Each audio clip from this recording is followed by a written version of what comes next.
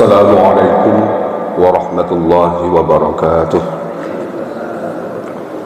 الحمد لله الذي أنزل السكينة في قلوب المؤمنين، والصلاة والسلام على أشرف الأنبياء والسيد المرسلين حبيبنا وشفيعنا محمد صلى الله عليه وسلم وعلى آله وأصحابه وأزواجه وذرياته ومن سار على نهجه إلى أن يقوم الناس لله رب العالمين.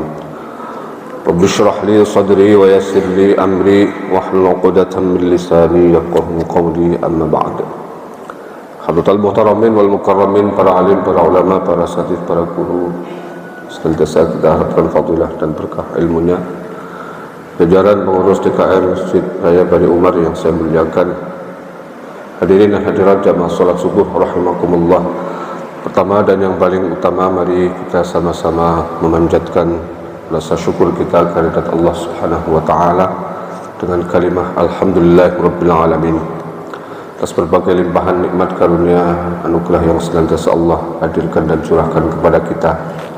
Salawat dan salam mari kita sama-sama hadiahkan kepada baginda agung Muhammad sallallahu alaihi wasallam serta keluarga, para sahabat, para tabi'in, tabi'in, dan kita semua mudah-mudahan termasuk umat Rasulullah yang senantiasa istiqamah dalam menegakkan sunnah-sunnah beliau, sehingga kita akan mendapatkan syafaat beliau di hari akhir nanti. Amin ya rabbal alamin. Bapak dan Ibu, hadirin dan hadirat jamaah salat subuh yang dimuliakan Allah, kajian kita hari ini adalah surah Tabbat atau surah Al-Lahab. Ada 3 nama yang dikenal dari surat ini. Ada yang menyebutnya sebagai surah Tabbat sesuai dengan kata pertama. Kemudian ada juga yang memberi nama surah Al-Masad, ya, Hablum min Masad, ya. Surah Al-Masad, sabut penjerat, ya. Ada juga yang menamai sebagai surah Abi Lahab, ya. Jadi ada beberapa nama, 3 nama paling tidak yang dikenal, ya. Kita juga seringkali menjumpai dalam mushaf nama surahnya Al-Lahab, ya.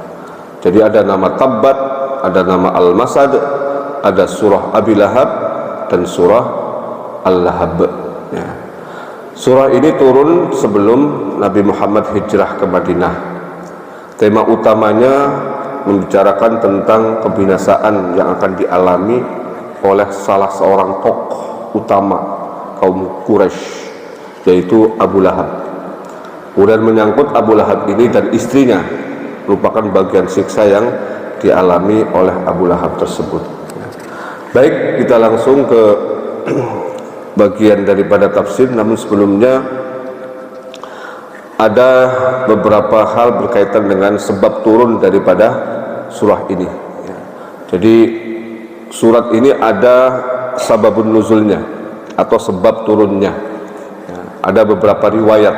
Riwayat yang pertama, suatu ketika Rasulullah mendaki di Bukit Sofa dan kemudian mengumumkan ada bahaya besar yang akan mengancam kaum Quraisy.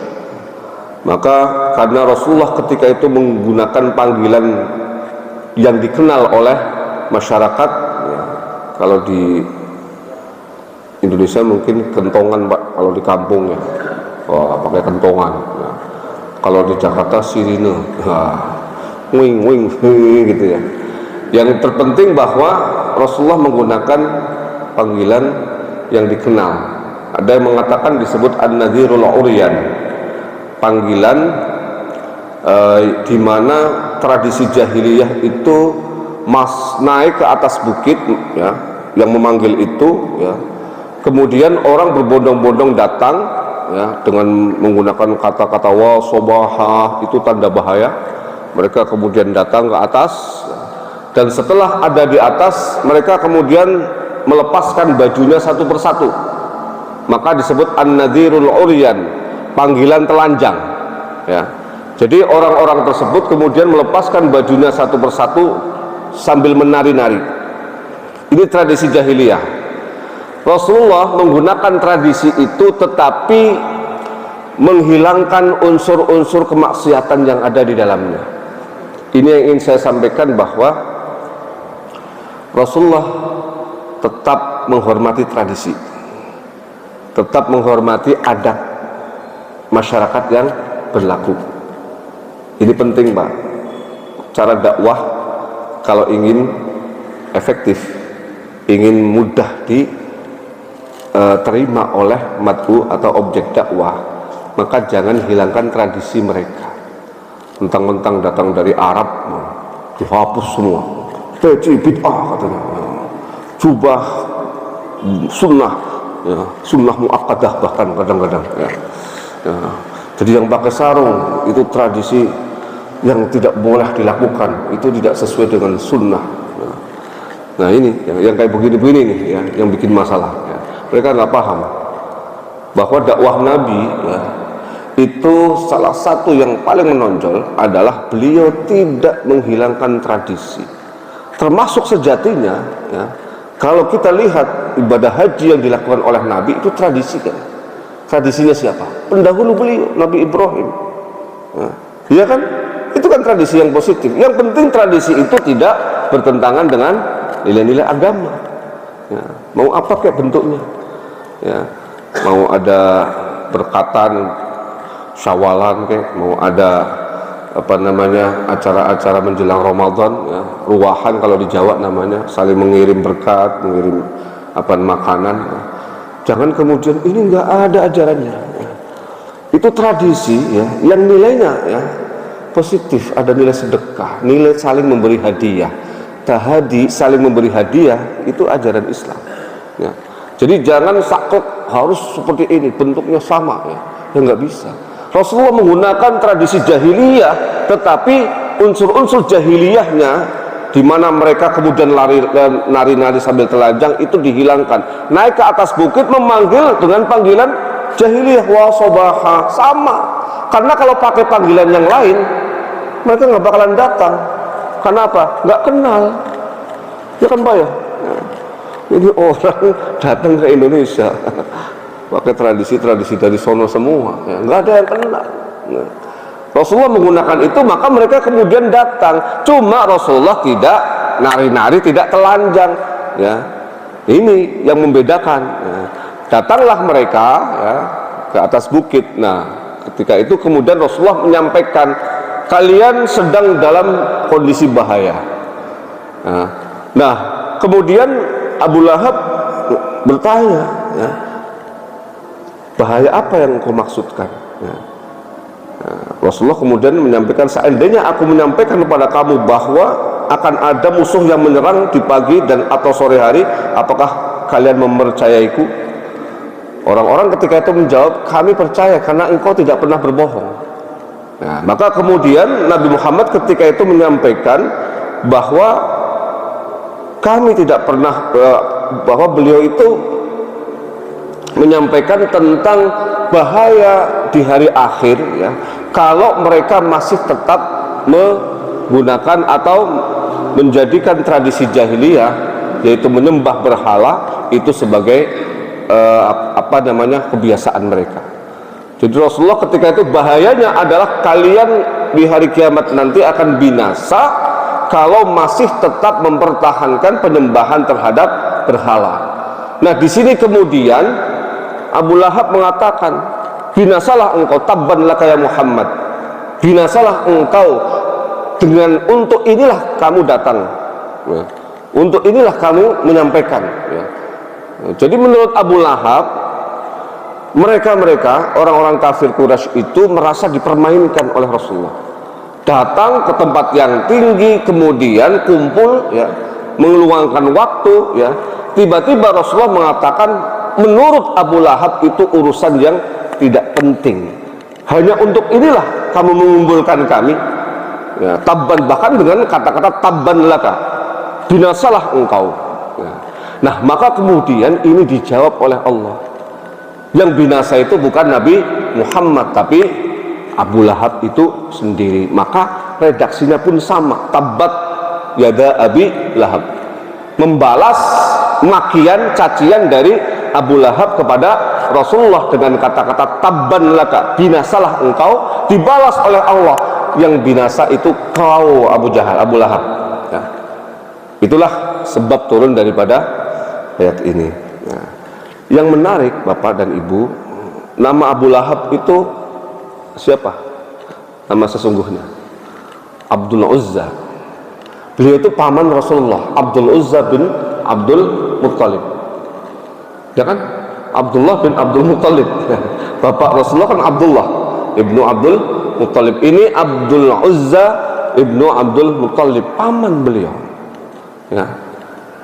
Jadi nggak usah heran Pak, kalau misalnya kita berbuat baik, kita mengajak kebaikan, orang yang paling getol menghalangi itu orang dekat kita, biasa Pak. Nah, kenapa Allah tidak menyebut Abu Lahab, Abdul Uzza, tapi Abu Lahab? Abu Lahab itu julukan Pak. Abu Lahab banyak versi. Ada yang mengatakan Abu, kata Abu dalam bahasa Arab itu maknanya orang itu memiliki kaitan dengan apa yang disebut setelahnya, dan kaitan itu sangat kuat. Misalnya apa? Abu gosong, berarti orang ini gosong gitu loh maksudnya. Mukanya gosong maksudnya. Kalau saya alhamdulillah nggak gosong Pak, hitam langsat aja gitu ya. Ya. Misalnya berarti kalau sebutan Abu ya, Abu janda, berarti orang ini senang sama janda gitu misalnya. Ya. Itu kaitannya dengan kata setelahnya. Kalau ada kata Abu ya, kaitan setelahnya apa? Abu Hurairah ya, itu kan Abdurrahman bin Sakhr nama asalnya ya, tapi disebut Abu Hurairah karena beliau itu suka sama kucing kecil. Hurairah itu kucing kecil, bahkan pernah ya, itu kucingnya saking enaknya tidur di lengan daripada Abu Hurairah, saking nyamannya ya, maka disebut Abu Hurairah ya. Nah, Abu Lahab, kenapa disebut Abu Lahab? Ada berbagai versi. Yang pertama, dia itu gagah berani menurut orang Quraisy, gagah berani dan tampangnya itu memang keren Pak ya, orangnya keren itu, maka disebut Abu Lahab karena menggelorakan semangat ya, itu positifnya. Tapi ada juga yang mengatakan bahwa Abu Lahab, Lahab itu maknanya adalah api yang menyala-nyala dan tidak ada hentinya. Maksudnya apa? Abu Lahab nanti di akhirat akan masuk neraka, di mana api neraka itu tidak akan pernah berhenti menyala ya. Jadi itu nama Abu Lahab, beberapa versi. Ada juga yang mengatakan bahwa Abu Lahab ini adalah orang yang senantiasa mengubarkan fitnah ya, mengubarkan provokasi. Dari kata lahab itu kan api ya, api yang menyala ya. Jadi ada berbagai versi, tetapi yang terpenting adalah Al-Quran tidak menyebut nama. Fir'aun itu bukan nama Bapak dan Ibu, itu julukan ya, itu julukan ya. Nama asalnya adalah Ramsis Akbar ya, dan tidak disebut Ramsisnya. Mengapa? Ya ini ya. Al-Quran menyebutkan julukan dan tidak menyebut nama Abdul Uzza, karena kalau menyebut nama Abdul Uzza berarti surat ini hanya membicarakan Abdul Uzza saja, satu orang saja. Tapi kalau yang disebut adalah Abu Lahab, di mana kata lahab ini maknanya ya, itu beragam, maka bisa jadi ya, pada saat itu memang ayat ini berkaitan dengan Abdul Uzza atau Abu Lahab yang kita maksud. Tetapi bisa jadi ada Abu Lahab yang lain di masa yang akan datang, yang perilaku dan sikapnya sama seperti Abdul Uzza yang diceritakan dalam ayat ini. Jadi Al-Quran kan begitu, tidak hanya memotret sesuatu satu kali itu saja, tapi pasti ada setelah itu ibrah, pelajaran, makna yang bisa dipetik. Inilah mengapa kita lihat di dalam Al-Quran ya, tidak pernah menyebutkan secara spesifik nama daripada orang itu, kecuali untuk beberapa kasus ya. Ya. Itu tujuannya dalam rangka itu ya. Termasuk Fir'aun tadi. Fir'aun itu ya, itu julukan, dan Fir'aun ya, di masa yang akan datang setelah matinya Fir'aun yang bernama Ramses Akbar itu ya, bisa jadi akan bermunculan lagi tipikal daripada orang-orang yang perilaku dan sikapnya seperti Fir'aun Dan kita lihat itu, kalau kita baca dalam ayat-ayat cerita tentang Fir'aun dan Nabi Musa, itu memang benar bahwa ternyata Fir'aun itu sekedar prototipe, Pak, role model. Role model, ya model begini loh, ya. Ini Abu Lahab juga model, Pak, ya, modelnya begini. Ada orang yang modelnya kayak Abu Lahab, ya. Jadi orangnya gampang memprovokasi, orangnya mudah untuk membuat fitnah, permasalahan, problem di masyarakat. Ini karakter seperti Abu Lahab. Nah, baik, itulah gambaran, ya, tentang surah ini, ya. Bagaimana kejadiannya, bagaimana peristiwa yang melingkupinya, termasuk asbabun nuzul yang berkaitan dengan ayat ini. Baik, kita langsung kepada tafsirnya. A'udzubillahi minasyaitonir rajim. Tabbat yada abi lahab wa tabb ma aghna anhu maluhu wa ma kasab. Tabbat yada abi lahab, binasalah kedua tangan Abu Lahab, dan dia telah binasa. Tabbat yada abi lahabin wa tab, ya, ini ada dua kata yang maknanya sama. Tabbat itu binasalah, yada abin kedua tangan, ya, yada abi lahab kedua tangan Abu Lahab, ditegaskan watab, dan dia telah binasa. Nanti akan kita jelaskan. Ma aghna anhu maluhu wa ma kasab, tidaklah berguna baginya harta bendanya dan apa yang ia usahakan. Nah, jadi sudah kita sampaikan tadi, ya, bahwa kata-kata tabat, ya, atau tabban, ya, tabban dalam bahasa Arab, ya, itu maknanya adalah mengandung makna keputusan atau kepastian, ya, pada umumnya berakhir dengan kebinasaan. Itu maknanya, bahwa ketika disebut tabat atau tabban, itu adalah keputusan yang diambil oleh seseorang atau sekelompok orang untuk melakukan sesuatu, dan sesuatu itu menghantarkannya kepada kebinasaan, kecelakaan, kerugian, dan lain sebagainya. Maka saya menyampaikan tadi bahwa bukan hanya Abu Lahab yang akan binasa, tapi siapapun orang yang perilaku dan sikapnya seperti Abu Lahab, orang yang paling dekat dengan Rasulullah, pamannya loh, ya, tahu persis bagaimana track record keponakannya, tahu persis bagaimana keluarga dari keponakannya itu, tidak pernah sama sekali berbohong, memiliki akhlak yang begitu mulia. Dia tahu persis sejak kecil bagaimana Nabi Muhammad tumbuh, ya kan? Seharusnya orang ini adalah orang yang paling percaya dan mendukung Rasulullah Sallallahu Alaihi Wasallam, ya kan? Seharusnya kan seperti itu. Tetapi sebaliknya justru menjadi penghalang yang paling laten, menjadi penentang, pembangkang yang paling gigih. Nah, ini persoalan, ada apa itu? Nah, ya kan? Dan kita sudah tahu semua, pernah saya sampaikan, ya, Abu Lahab itu tokoh, makanya disebut Lahab tadi itu bisa menggelorakan semangat. Dia punya karisma, ya, di kalangan orang-orang Quraisy, ya.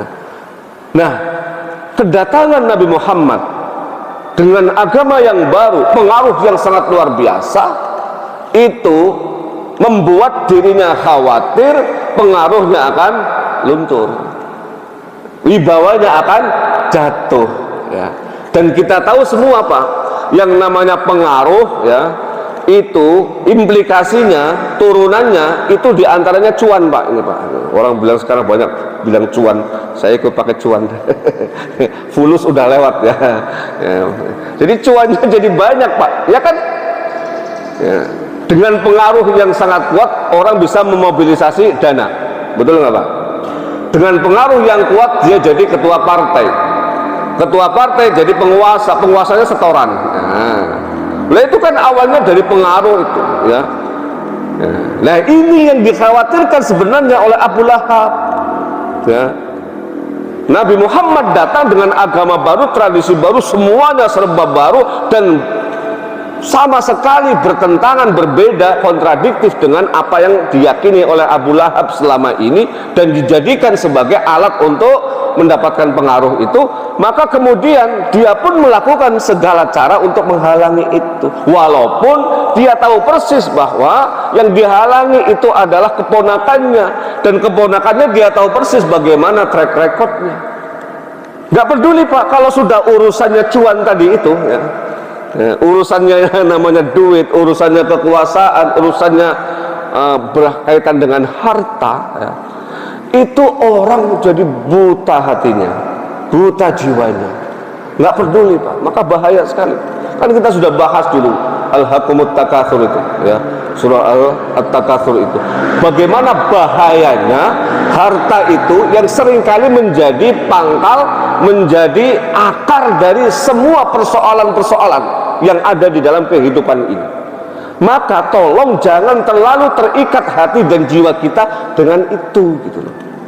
Saya pernah menyampaikan berkali-kali kan, kenapa kata nikmat termasuk harta itu tidak pernah disandarkan kecuali kepada Allah, supaya kita tahu persis bahwa itu bukan milik kita secara absolut, secara hakiki, tapi milik Allah, hanya dititipkan kepada kita. Ya, maka apa? Longgarkan itu keterikatan hati dan jiwa kita kepada yang kita miliki. Apalagi yang namanya harta, yang melekat dalam diri kita saja itu bukan milik kita. Betul nggak Pak? Ya. Istri kita milik kita bukan Pak? Bukan kan? Ya. Dia bilang orang lain boleh kan Pak ya? Ya. Bukan, maksudnya bukan seperti itu. Milik kita iya, tapi bukan secara absolut. Kita tidak bisa mengendalikan secara mutlak semua yang kita kehendaki kepada istri kita, karena dia punya pengendali yang jauh lebih kuat daripada kita, yaitu Allah. Kita pengennya A, pengennya istri kita nggak bawel Pak, tapi Allah pengennya dia bawel ya. Semakin bawel semakin seksi katanya gitu loh ya, kan jangan bawel Pak ya. Ya coba saya tanya, milih mana Pak? Istri bawel tapi ngirit, atau istrinya taat tapi boros? Pilih yang mana Pak? Nah, nggak dua-duanya, katanya susah amat sih pertanyaannya. Nggak ada yang dipilih ya. Bawel tapi irit Pak, karena apa? Dia sibuk ngomong, nggak sempat belanja gitu ya. Ngomel terus nggak sempat belanja itu ya. Ya daripada diem tapi tahu-tahu, waduh ya ATM dikuras habis gitu ya. Ya kelihatannya pendiam tapi diam-diam menjerumuskan gitu kan ya, bukan menghanyutkan, menjerumuskan gitu. Tahu-tahu waduh jebol ATM ya. Ya. Jadi terkadang itu tadi ya, kita tidak menyadari bahwa semua yang ada dalam diri kita pun ya, itu bukan milik kita, apalagi yang di luar tadi ya, istri kita, anak kita. Nah itulah mengapa kemudian kita tidak boleh terlalu terikat. Kalau terlalu terikat jiwa kita, ya seperti Abu Lahab ini melakukan segala cara untuk mempertahankannya ya. Dan kalau itu terjadi ya, bahaya besar ya. Jadi orangnya akan nabrak sana sini ya. Nah maka kemudian termasuk juga ya, memaki, mencaci orang yang dihormati saat itu dengan akhlak yang begitu mulia. Keponakannya sendiri dicaci maki, tabban laka ya Muhammad ya. Maka kemudian Allah tidak ridha kan, ingin menunjukkan kepada semuanya bahwa yang celaka, yang binasa itu bukan Nabi Muhammad, tapi sebaliknya Abu Lahab sendiri yang binasa. Maka di sini menggunakan kata yada abin, dua tangan Pak. Kalau dua tangannya celaka bukan berarti bokongnya nggak celaka, bukan Pak ya. Mengapa yang disebut yada abin, Abi Lahab? Kenapa yang disebut dua tangan? Kira-kira kenapa Pak? Karena kedua tangan ini adalah organ tubuh kita yang aktif melaksanakan, melakukan kegiatan-kegiatan apapun. Itu diwakili oleh kedua tangan. Kaki memang bergerak, tapi kaki itu biasanya digerakkan oleh keinginan tangan yang mencapai sesuatu. Makanya saya diam aja di sini kakinya Pak, tapi tangannya bergerak ini ya, untuk mengambil minuman. Saya minum bismillahirrahmanirrahim. Kemudian ini mikrofon saya gerakkan tangan. Sebab kalau enggak Pak, diam aja, apalagi diamnya pas di sini, wah saya bisa kemakan Pak, mikrofon ini bahaya ya. Jadi tangan ini luar biasa ya. Jadi seringkali ya dalam Al-Quran itu ya kata yadun itu ya dimaknai juga kekuasaan, Pak. Kekuatan. Kadang dimaknai kekuasaan, kadang dimaknai kekuatan. Nah, dalam kaitan ini ya Allah ingin menggambarkan bahwa kalau kedua tangan orang itu binasa, maka yang lain ikut binasa. Karena totalitas itu ada pada tangan itu. Ya, maka hati-hati, Pak. Ya. Jangankan tangan, jari aja bisa jadi masalah, Pak. Ya kan, nunjuk gini ke muka orang, ya, bisa bonyok, Pak, muka kita. Ya. Apalagi ya, di samping kita ada yang seksi, tahu-tahu tangan kita ketuil-tuil begini, gitu ya. Nah, jari saja yang begini, Pak, ya, langsung ditabok, laporkan polisi, ya. Nah, pelecehan itu bisa 15 tahun penjara maksimal loh. Cuman begitu doang, nggak nikmat apa-apa gara-gara jari kita bergerak. Ya. Ya, itu maka kemudian seringkali dalam hadis juga disebut ya bahaya itu ada dua ya dalam tubuh kita ya. Bahaya itu ya positifnya jelas ya bahwa dua anggota tubuh kita ini yang paling menentukan mau diarahkan kemana terserah kita, membuat kita menjadi orang yang celaka atau sebaliknya menjadi orang yang paling beruntung dan bahagia. Itu dengan dua organ yang Allah ciptakan. Apa? Lisan yang pertama, yang kedua tangan. Maka dalam hadis itu al-muslimu man salimal muslimuna min lisanihi wa yadihi. Yang disebut seorang muslim adalah ketika orang-orang lain sesama muslim itu aman selamat dari lisan orang tersebut dan tangannya. Dua ini, Pak, kunci ya. Kalau kedua-duanya bisa dijaga dengan sebaik-baiknya, maka lisan itu menjadi sumber kebaikan, termasuk sumber rezeki. Saya kalau datang ke sini diem saja, Pak, dari awal sampai akhir, kira-kira Ustadz Syahrul mau ngasih nggak pulang amplop? Ustadz silahkan ceramah. 1 jam begitu doang dikasih nggak kira-kira amplopnya? Ya nggak bakal. Apa itu ya? Patung kok dikasih amplop gitu kan? Ya. Ya, maka kemudian saya bicara lisan, ya. Subhanallah ya. Lisan itu juga bisa menjadi mengarah kepada harmoni ya, harmoni, keselarasan, keserasian. Dua orang yang bertikai, suami istri yang bertikai ya. Datanglah hakam, orang yang melerai dengan lisannya yang bijaksana. Akhirnya kedua-duanya akur 1 tahun nggak ketemu, Pak, nggak mau ketemu karena saling gengsi. Akhirnya akur, alhamdulillah ya. Malamnya adalah malam pengantin yang kedua ya. Itu kan ya, dari lisan itu. Tapi sebaliknya ya, lisan itu juga suka membuat masalah. Dari lidah itulah pangkal masalah seringkali terjadi. Demikian pula tangan sama seperti itu. Tapi bahayanya tangan memang tidak sebahaya lisan. Maka dalam hadis itu lisan disebutkan lebih dulu. Karena bahayanya kekuatan tangan ya, sekalipun itu adalah kekuatan senjata yang paling canggih, itu masih kalah, Pak, dengan kekuatan lidah itu. Maka hati-hati ya. Nah, yad di sini maknanya adalah totalitas daripada Abu Lahab. Maka yang dimaksud di sini adalah Abu Lahab itu celaka secara total. Nah, sekarang ada pengulangan kata watab, ada dua kan, 2 kali disebut di situ. Ya. Tabat ya, celakalah Abu Lahab ya, kedua tangan Abu Lahab. Kemudian ada pengulangan kata-kata watabba, diulang ya dengan redaksi yang sama. Hanya saja yang pertama kan pakai tak, Pak. Kenapa pakai tak? Karena yad itu kalau dalam bahasa Arab itu mu'annas. Mu'annas itu jenis kelamin perempuan, maka pakai tak. Nah, yang belakangnya itu tidak pakai tak karena dia muzakkar, menunjuk kepada Abu Lahabnya. Kalau Abu Lahabnya itu laki-laki ya, tapi tangannya dalam bahasa Arab itu ya jenis kelaminnya perempuan itu, Pak. Itu yang nahwu sorotnya panjang nanti kalau bicara itu. Nah, kenapa ini diulang? Ada beberapa pendapat. Pendapat yang pertama bahwa ya tabat yang pertama itu adalah doa dari orang-orang yang tidak ridho kepada Abu Lahab karena mencaci maki Rasulullah agar dia binasa. Maka kemudian dikabulkan di redaksi yang kedua. Ini doa kita, Pak. Doa kita ya kepada orang-orang seperti Abu Lahab. Walaupun Abu Lahabnya sudah tidak ada, saya sampaikan tadi bahwa Al-Quran tidak menyebut nama asli dari Abu Lahab, tapi julukannya. Mengapa? Ya karena itu tadi, bisa jadi ada Abu Lahab yang lain. Kalau disebut nama, hanya satu orang saja yang dimaksud, tidak ada yang lain. Maka kita mendoakan mudah-mudahan siapapun yang mencaci Nabi, siapapun yang mencaci agama Islam, siapapun yang melecehkan ajaran Islam dalam berbagai bentuk, kalau dia melakukan itu, dia yang binasa.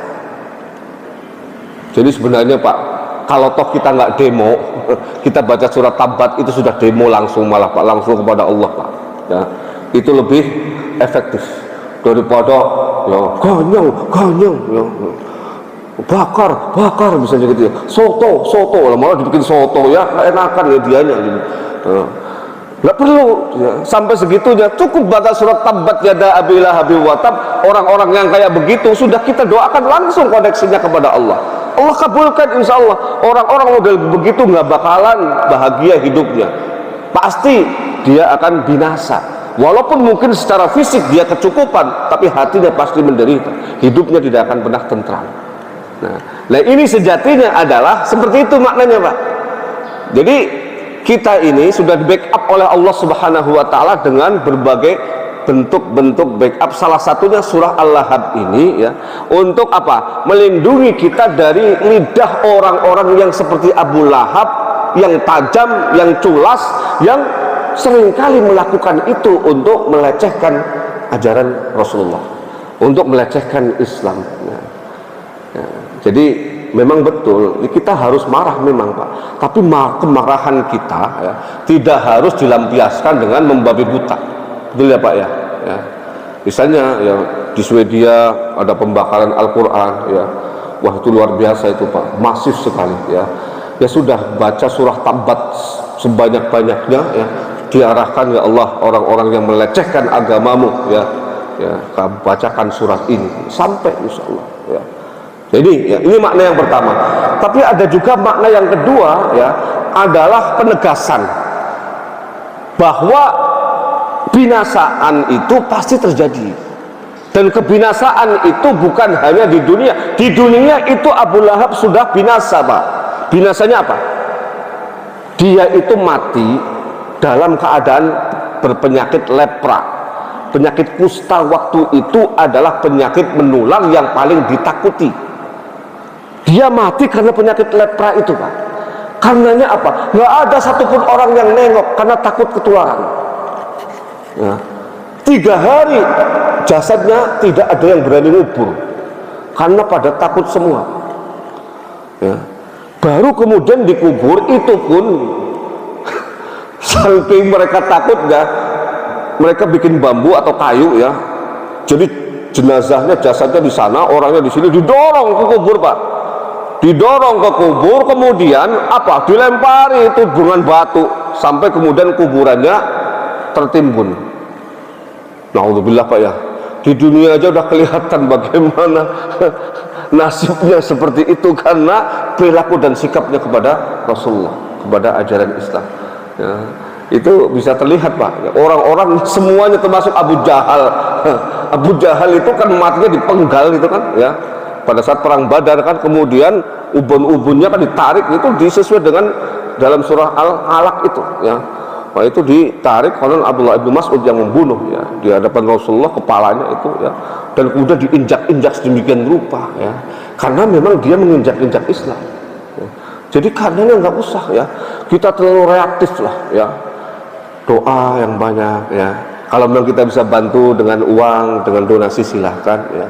Nggak usah demo-demo kemana-mana ngerusak jalanan, ngerusak fasilitas umum ya, karena itu nggak kondusif ya. Kita diajarkan ya oleh Allah ya, bahwa orang yang mencaci maki ya, Islam, yang melecehkan agama kita, toh pada akhirnya juga Allah yang bertanggung jawab Pak, karena itu agama Allah ya. Nggak mungkin akan dibiarkan Pak, nggak mungkin akan dibiarkan begitu saja, tidak akan pernah lolos dari orang-orang model begini. Sejarah sudah membuktikan bagaimana dua abu yang sama-sama dekat dengan Rasulullah, Abu Lahab matinya sampai tidak terkubur 3 hari 3 malam karena kena lepra. Abu Jahal matinya tebas kepalanya, kemudian diinjak-injak ubun-ubunnya, ya, pada saat perang Badar itu, ya. Baik, kita lanjutkan. Nah, ditegaskan dalam ayat berikutnya, ma aghna anhu maluhu wa ma kasab, tidaklah berguna baginya harta bendanya dan apa yang diusahakan. Ini Al-Quran berkali-kali menjelaskan tentang bagaimana posisi, ya, orang itu di masyarakat, ketokohan, ya, harta, jabatan, pengaruh, ya, apapun itu bentuknya, Pak, itu tidak akan memiliki manfaat, maslahat, kegunaan bagi orang-orang yang memilikinya kalau tidak digunakan untuk hal-hal yang baik.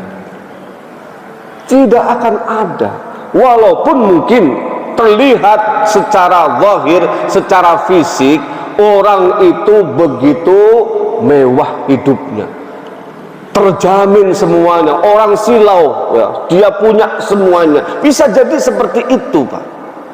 Tetapi, ya, itu hanya sekedar kamuflase, itu hanya sekedar di luar yang terlihat. Tapi coba dia telisik sampai ke dalam, ya. Orang-orang ini saya sampaikan tadi tidak pernah tenang jiwanya, tidak pernah tentram hatinya. Mereka bisa jadi menikmati fasilitas harta karena jabatannya, tapi hatinya terus-terusan disiksa dengan rasa bersalah karena pernah menindas si A, menindas si B, menindas kelompok sana, kelompok sini, ngikut sana, ngikut sini. Coba saja, Pak, ya, ketemu sama orang-orang itu, ya. Kalau mereka sedang berbicara dari hati ke hati, itu pasti yang muncul adalah keluhan-keluhan. Berbeda dengan orang-orang yang memang hati dan jiwanya sehat, walaupun hartanya nggak banyak. Itu, ya, kalau dilihat secara zahir memang, ya, bisa jadi, ya Allah, orang itu dari dulu awet banget ya miskinnya, ya. Motor itu nggak ganti-ganti udah 50 tahun, ya, hanya dimodifikasi sana sini, tapi orang ini tidak pernah berhenti tersenyum. Orang ini tidak pernah tidak ramah kepada orang, mukanya berseri-seri terus, terlihat dia begitu bahagia dan menikmati hidup. Itulah orang mukmin, la khaufun alaihim wa lahum yahzanun. Orang-orang yang menjadi kekasih Allah dalam berbagai profesi, dalam berbagai keadaan dan situasi apapun bentuknya, termasuk yang paling miskin, yang penyakitan, yang paling jelek, ya. Tapi kalau dia cinta sama Allah dan dicintai oleh Allah, itu pasti bahagia hidupnya. Bahkan di tengah-tengah ujian yang paling berat sekalipun dia tetap bahagia, ya. Ini memang seperti itulah yang digambarkan dalam Al-Quran, bahwa orang kalau sudah mengikatkan hati dan jiwanya kepada Allah, melepaskan ikatannya yang terlalu kuat terhadap hal-hal yang bersifat duniawi, itu tidak ada dua penyakit yang seringkali menjadi masalah bagi semua orang dalam kehidupan ini. Orang itu terhindar dari dua penyakit. Saya seringkali menyampaikan apa? Yang pertama, khawatir masa depan, takut masa depan. Yang kedua, sedih dan traumatis terhadap kejadian-kejadian yang menyakitkan. Ini dua hal ini, Pak. Orang bisa jadi, ya, pernah mendapatkan perlakuan yang sangat tidak manusiawi, dilecehkan apapun itu bentuknya, atau kena musibah yang sangat berat, bangkrut sebangkrut-bangkrutnya, ditipu habis-habisan bahkan oleh orang yang paling dekat dengannya misalnya. Tapi dia bisa bangkit. Dia bisa bangkit karena apa? Dia yakin, ya, Allah akan membantu. Dia punya sandaran, yaitu Allah tadi itu. Maka dia tidak akan walahum yahzanun. Yang seringkali terjadi, Pak, ini banyak orang yang tadinya sukses tiba-tiba melorot jatuh, dia nggak bisa bangkit lagi sampai mati, ya. Tapi ada sebaliknya, orang justru ketika dia jatuh, nah, dia malah semakin bahagia. Karena apa? Kejatuhannya ternyata membawa hikmah yang luar biasa. Nah, Ini alhamdulillah bapak saya pernah cerita begitu. Bapak saya dan ibu dulu itu pedagang, ibu pedagang, bapak petani, punya tanah Pak. Tanahnya habis, dagangannya habis, nggak punya apa-apa. Tapi bapak suka cerita, kalau bapak dulu jadi pedagang dan juga petani sukses, nggak bakalan kayak sekarang, konsentrasi ngurusi masjid, ngurusi musola, ngurusi pengajian. Ya. Karena sudah nggak ada apa-apa lagi yang diurus, akhirnya ngurusin Al-Quran, ngurusin pengajian, ngurusin musola. Tapi dengan adanya kayak begitu, rezekinya lebih banyak daripada ketika masih punya tanah dan punya dagangan. Ya. Nah, itu biasanya banyak yang begitu Pak, diambil semua oleh Allah apa yang dimilikinya, justru dalam rangka mendekatkan orang ini kepada Allah. Lah kalau begitu kan pasti bahagia, orang nggak bakal sedih ya. Ya. Positif aja Pak ya. Ya, kalau misalnya suatu waktu ya orang yang paling kita cintai, istri kita ya, diambil oleh Allah, nggak usah terlalu bersedih, toh masih ada persediaan yang lain gitu kan ya. Tapi jangan langsung Pak ya, ya. Jangan langsung ya. Sedih Pak, tetap sedih ya, jangan pura-pura sedih Pak ya. Sedih beneran Pak ya.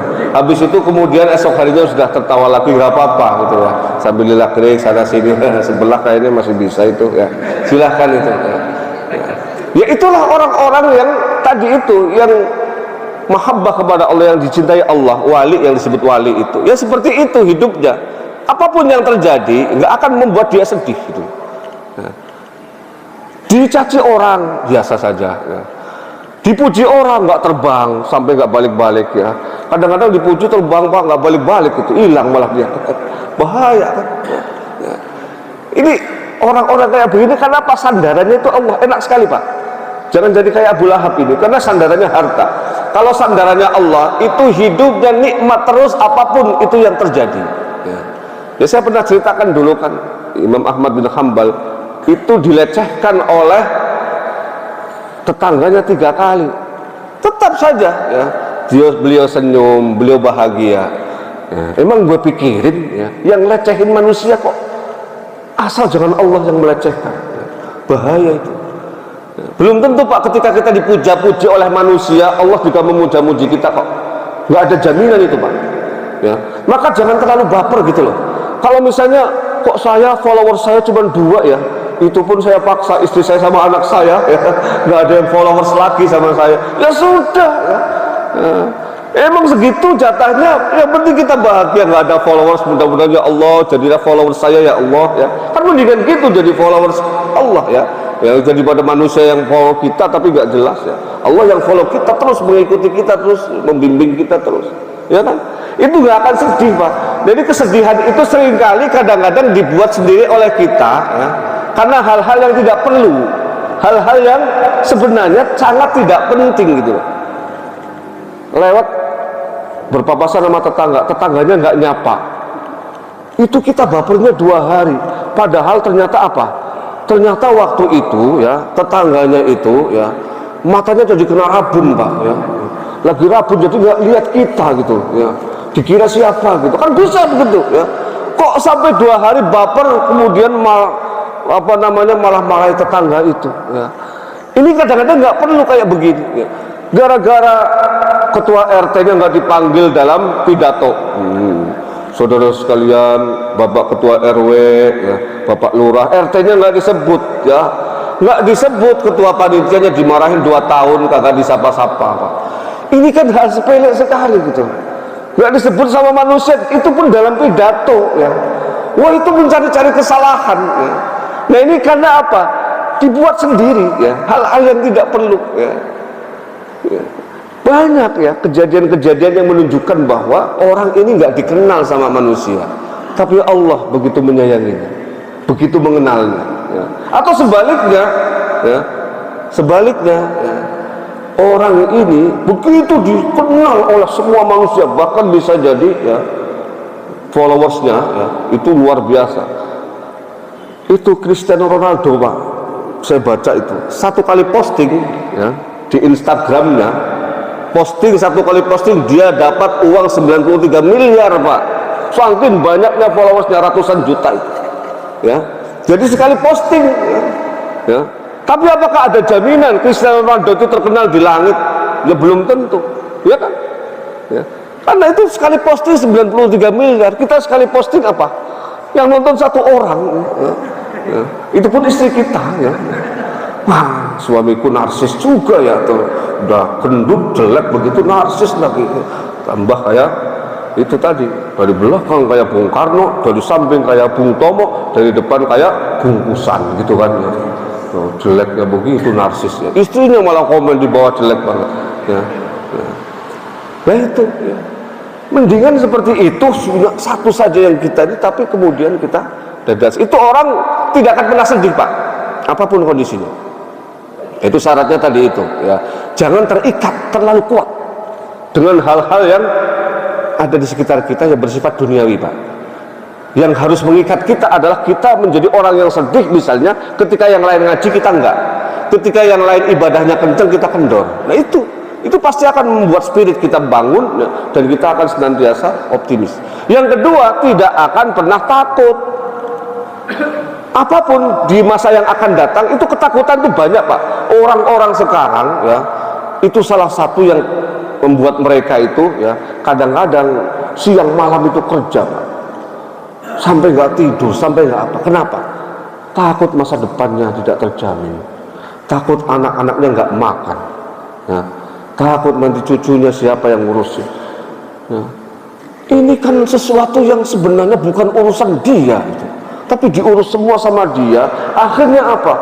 Ya jadi penyakit fobia tadi, takut terhadap sesuatu yang belum terjadi. Dan penyakit fobia ini bahaya sekali loh, Pak ya. Itu membuat orang itu akan tersiksa terus sepanjang hidupnya ya.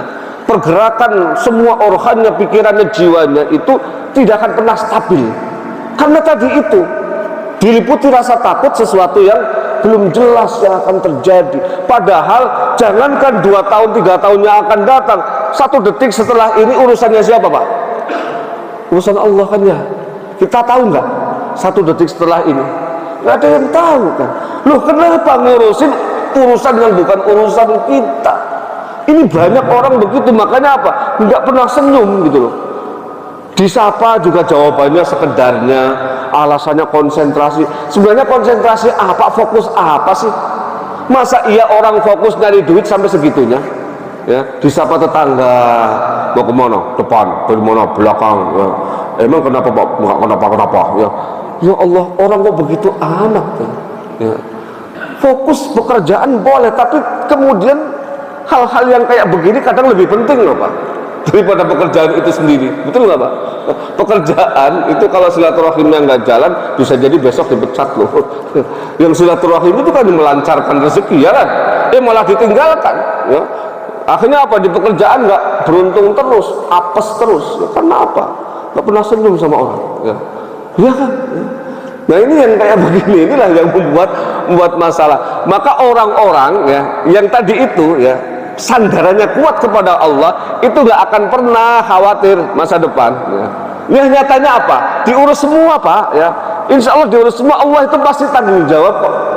Gak mungkin Allah menciptakan kita semuanya ini ya tanpa adanya tanggung jawab. Kitanya saja yang kadang-kadang ragu ya, ragu ya. Nah keraguan itulah yang akhirnya dijawab oleh Allah. Dalam hadis qudsi kan jelas ya, saya itu terserah prasangkamu, dugaanmu apa itu yang terjadi. Kalau dugaanmu kepadaku baik, pasti baik. Kalau dugaanmu kepadaku jelek, ya jelek hasilnya ya.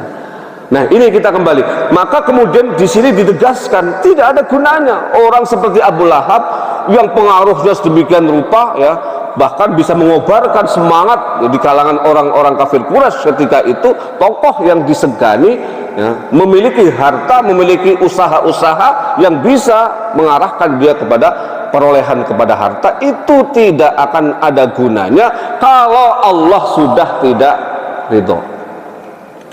Kalau Allah sudah tidak ridho karena kelakuannya ya, maka ini menjadi pembelajaran. Sebenarnya Al-Quran itu memang berbicara tentang kisah satu orang ya, tapi ya kisah satu orang itu bisa merembet kemana-mana. Karena apa tadi?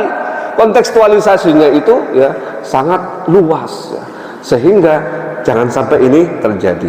Nah dilanjutkan dalam ayat berikutnya, A'udzubillahi minasyaitonirrajim, sayasla naran dzata lahab. kelak dia akan masuk ke dalam api neraka yang menyala-nyala. Wa imra'atuhu hammalatal hatab, dan istrinya pembawa kayu bakar. Fi jidha hablum min masad, di lehernya ada tali dari sabut. Tadi menjelaskan tentang kebinasaan di dunia, Pak. Salah satunya yang saya sampaikan tadi, matinya saja sudah terlihat bahwa orang ini orang begitu hinanya sampai manusia-manusia enggan untuk menguburkannya, ya kan? Itu yang paling menderitakan itu, Pak. Kalau ada orang ya, dalam hidup, kalau masih hidup kan kita bisa usaha sendiri. Kalau sudah mati, kok nggak ada yang mau nolong, bagaimana itu? Apa kita nolong sendiri-sendiri? Ya saya menguburin diri sendiri, ya kan nggak mungkin, Pak. Kita sangat tergantung kepada orang. Kok tiba-tiba semua orang menghindari kita? Ya, maka itu dulu termasuk yang paling ditakuti kan pada saat COVID itu. Orang-orang makanya ada juga yang sembunyi-sembunyi nggak mau di-COVID-kan karena apa? Khawatir ya nanti tidak ada yang takziah, tidak ada yang menguburkan, tidak. Itu kan kekhawatiran banyak orang dan itu wajar. Ini Abu Lahab di dunia sudah seperti itu. Apalagi ini dijelaskan saya selana romzatal lahab di akhirat nanti ya. Balasannya kelak di hari kemudian dia akan masuk ke dalam api yang menyala-nyala yang tidak akan pernah padam. Dan apa ya, yang berbeda dari Abu Lahab balasannya ya? Istrinya juga kena dampak ya. Jadi bukan hanya Abu Lahabnya saja, tapi penghinaan Allah dalam tanda kutip ya, kepada Abu Lahab itu juga merembet kepada istrinya. Hammalatal hatab itu maknanya banyak. Sebagian ulama mengatakan nanti di hari akhir di neraka itu yang bawa kayu bakarnya untuk membakar suaminya itu istrinya. Itu kan penderitaan yang paling menderita, Pak. Ketika orang yang paling kita cintai ternyata mengkhianati kita. Oh iya, itu jadi nyanyi akhirnya gitu kan. Di dunia itu, di dunia saja misalnya ya, orang yang paling kita cintai tiba-tiba menohok dari belakang. Bagaimana rasanya? Nah ini sudah masuk neraka, apinya menyala-nyala tanpa henti. Yang menyalakan siapa? Istrinya sendiri. Bagaimana itu? Ya, penderitaan yang bertumpuk-tumpuk. Ya, penderitaan yang bertumpuk-tumpuk. Sudah begitu, ya, ada juga yang mengatakan bahwa hammalatal hatab, ya, maknanya, ya, kenapa istrinya bisa terseret? Karena istrinya yang memanas-manasi suaminya. Ini makna hammalatal hatab. Ya, jadi hatab itu kayu bakar, Pak. Ya, makanya hati-hati milih istri untuk anaknya, untuk ponakannya, Pak, ya, untuk cucunya. Ya, ya tadi itu, ya, boleh bawel, ya, tapi bawel yang terukur, Pak. Jangan provokator. Apalagi bawel tapi irit karena ngoceh terus setiap hari nggak sempat belanja. Alhamdulillah itu, Pak. Ya, nah, itu jangan sampai kemudian kita salah pilih mencari istri yang hanya fisiknya saja yang kita pertimbangkan, tetapi ternyata hati dan jiwanya culas seperti istrinya Abu Lahab, provokator, memanas-manasi suaminya, sehingga kemudian Abu Lahab yang sejatinya itu adalah paman daripada Rasulullah itu terbawa ya. Makanya betul sekali apa yang dikatakan, di balik orang besar pasti ada peran istri, di balik koruptor juga bisa jadi ada peran istri yang bikin suaminya korupsi. Betul nggak, Pak? Bang, tuh mobilnya bagus banget si abang, jabatannya lebih tinggi, mobil tahun 2000 masih dipakai aja, 5 meter macet, 5 meter macet. Bang, itu kan banyak tuh duit itu, pasti nggak ketahuan akhirnya korupsi. Itu suka, terkadang pengaruh dari orang-orang dekat ya, terutama istri yang paling dekat itu, karena urusannya urusan belanja.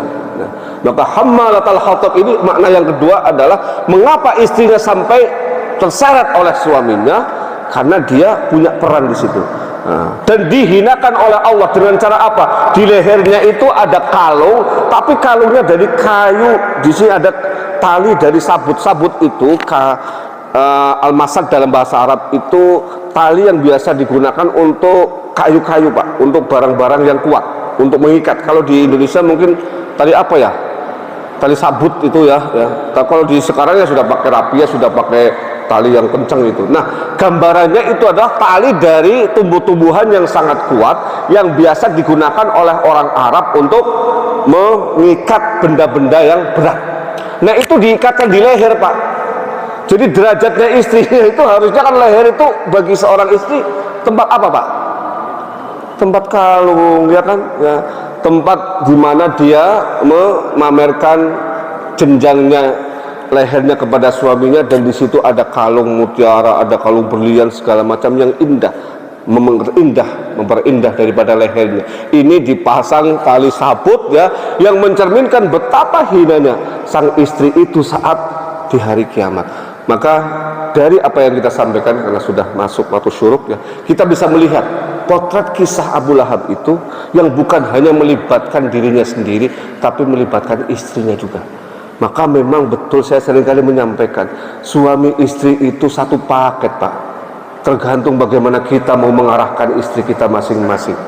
Ya, hati-hati, Pak. Ya, suami itu menjadi kepala rumah tangga dan dia bertanggung jawab. Ya, bisa membentuk istri ya sesuai dengan apa yang kita inginkan. Kalau kita menjadi orang yang unggul, dengan integritas yang unggul, insya Allah istri kita ikut, Pak.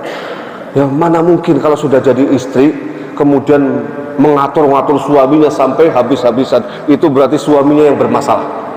Suaminya yang bermasalah ini ya berarti masalahnya ada pada suaminya. Tapi setahu saya, kalau suami punya wibawa, punya karakter ya, istri itu pasti ikut. Nah, ini yang kita lihat ya, bagaimana peran daripada istri itu sangat penting dalam keluarga ini ya, mau membuat keluarga menjadi seperti apa. Jangan sampai apa yang terjadi kepada istri Abu Lahab ya, itu terjadi kepada istri kita ya. Karena memang seperti itulah gambaran dari sebuah keluarga. Keluarga dibangun oleh kedua orang secara integral, saling menyatu, saling bersinergi, sehingga ketika kebaikan itu meliputi keluarga itu, pasti kedua-duanya yang terlibat, dan ketika keburukan terjadi pun kedua-duanya yang terlibat. Dan ini implikasi turunannya, dampaknya itu sangat besar kepada keluarga dan sampai kepada generasi-generasi berikutnya.